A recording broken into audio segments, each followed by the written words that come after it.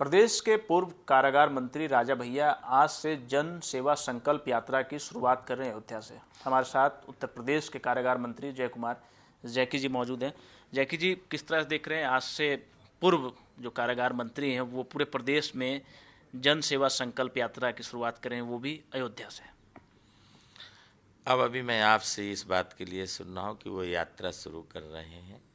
यात्रा शुरू करने का अधिकार सबको है और 2022 का जो चुनाव आना है, चुनाव के कारण सभी राजनीतिक दल अपनी अपनी पार्टियों के प्रचार प्रसार के लिए काम कर रहे हैं।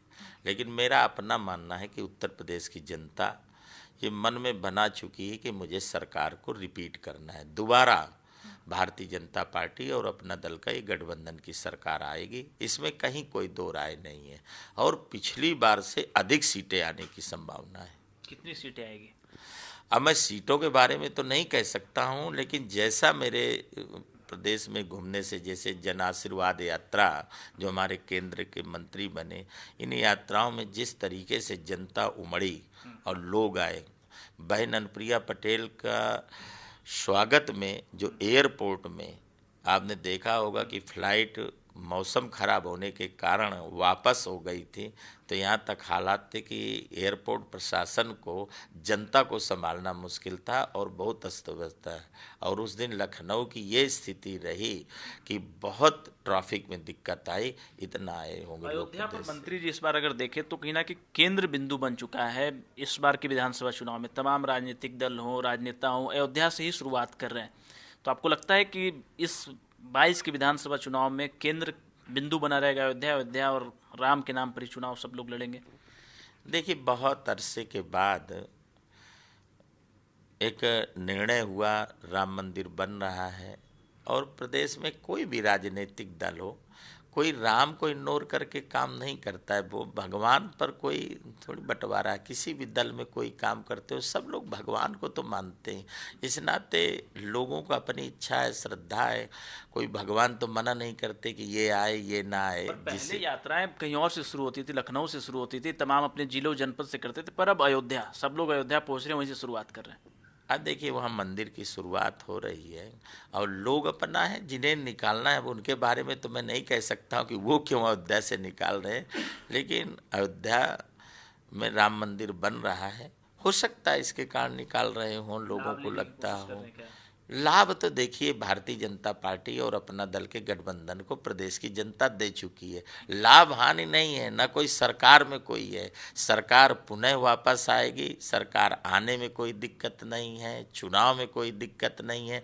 जनता, आम जन जो है, जो आम आदमी है, जो गरीब से गरीब आदमी है, उसे मोदी जी पर आज भी बहुत आस्था है।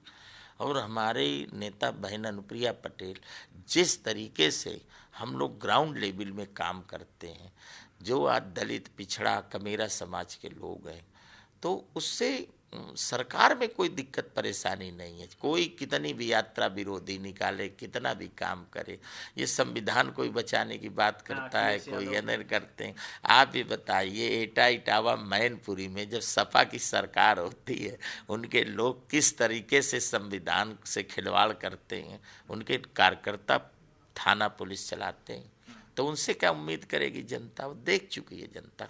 पर समाजवादी पार्टी की ओर से अखिलेश यादव काफ़ी ज़्यादा सक्रिय हैं ग्राउंड पे, तमाम यात्राओं की शुरुआत कर रहे हैं। साइकिल यात्रा, फिर संविधान बचाओ यात्रा, सक्रियता बढ़ा दिया है कहीं ना कहीं उन्होंने। देखिए, कोई भी यात्रा निकले, लेकिन उत्तर प्रदेश के अंदर मेरा अपना मानना है कि जो आम जनता है, आम आदमी है, उसको इस 5 साल के कार्यकाल में मिला, किसी की ज़मीन पर अवैध कब्जे नहीं हुए। जो भी हुए, किसी ने अगर कोई गलती करी, कोई भी हुई है, चाहे प्रदेश के अंदर कोई हत्या हुई हो, चाहे लूट हुई हो, चाहे डकैती पड़ी हो, कोई भी घटना को आप एक घटना उठा के देख लीजिए, जिस घटना में संज्ञान में सरकार के आया तो वही हुआ है। जो दोषी हुए उन्हें जेल भेजने का काम किया गया है। कहीं भी उसमें ये आड़े नहीं आया कि ये किस दल का आदमी है, चाहे जिस दल का आदमी हो, क्यों ना चाहे हमारी खुद की पार्टी का आदमी हो। लेकिन अगर गलत है, अगर जांच में दोषी पाया गया है तो उसे जेल जाना ही पड़ा है। क्या सपा बसपा के ज़माने में ये संभव था? समाजवादी पार्टी के लोग घटनाएं करते थे और सरकार उन्हें बचाने का काम करती थी। हमें उदाहरण नहीं मिलेंगे कि इस सरकार में कोई गलत किया हो और उसे सरकार ने बचाया हो, और इस कारण जनता का भरोसा बहुत बढ़ा है।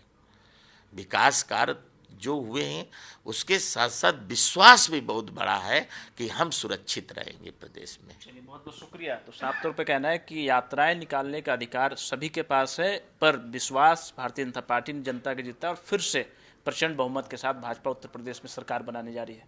कैमरामैन राहुल के साथ रवि सर्राफ, भारत समाचार, दिल्ली।